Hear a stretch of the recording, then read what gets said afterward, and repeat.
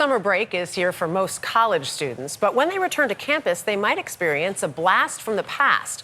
The Wall Street Journal reports that sales of blue books are on the rise. For those who aren't familiar, they're those lined composition books that students used to use to handwrite essays and answers on exams. This is believed to be in response to the exploding use of artificial intelligence. A recent survey finding 90% of college students have used AI tools to complete a homework assignment, and nearly half of them have used it during a test. CBS Money Watch correspondent Kelly O'Grady is here with a look at how some schools are trying to combat the AI issue. Kelly, good morning. Good morning. So, look, generative AI tools such as ChatGPT, they are revolutionizing how we write. I mean, they can create essays, code, and much more in just a few seconds. And as students increasingly turn to these tools, schools are using AI detection software to safeguard academic integrity. But as we learned, that software, it's not always perfect.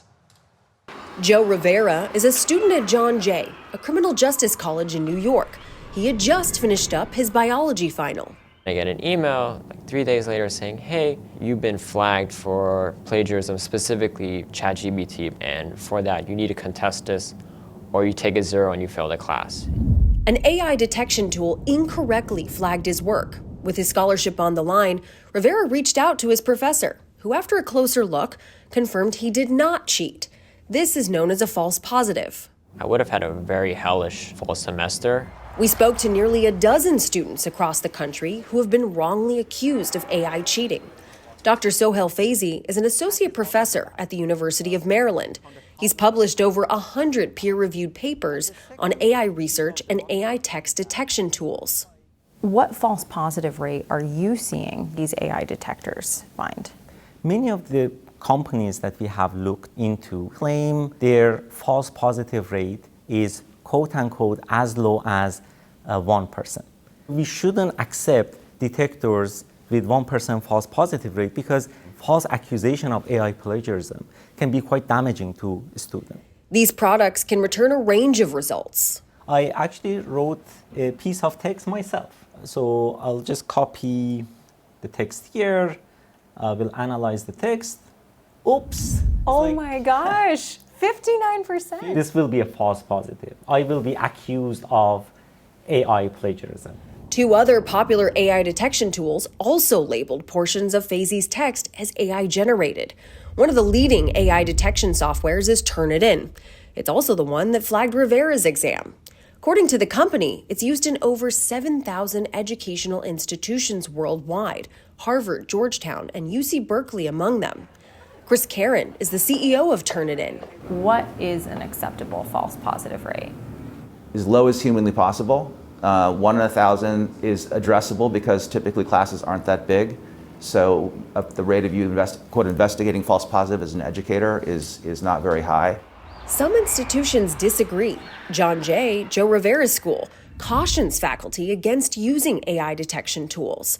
Karen says Turnitin provides one data point. With the proper guidelines of writing your entire paper in a single document and a teacher not just taking our indicator score as the final verdict, there should never be a student falsely penalized for AI misuse. Rivera is lucky he had the evidence to prove his innocence. So Google Docs saves it every couple of minutes. Can you see like word by word an edit or two? And you can see it minute by minute almost. Clearly showing that I wrote it like word by word.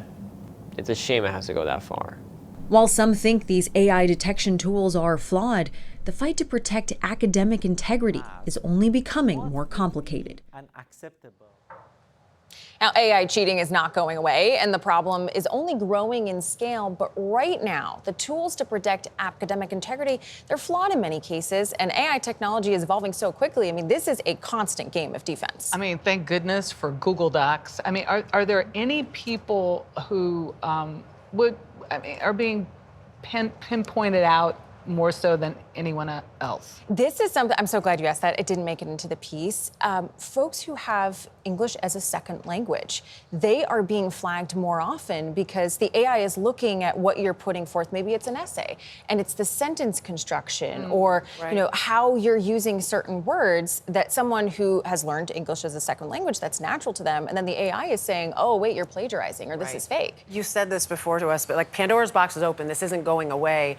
Going back to what we said in the intro about the blue books, you've had an experience with this already. Well, I love a good blue book. I was a Hermione Granger in high school. My high school, I'm on the alumni board, and they are using blue books for exams, and they're also using Google Docs when a student is writing an essay because they want to see, are they moving, just copying and pasting, and how long it takes them? I mean, that's what you have to do now. Kelly, great story.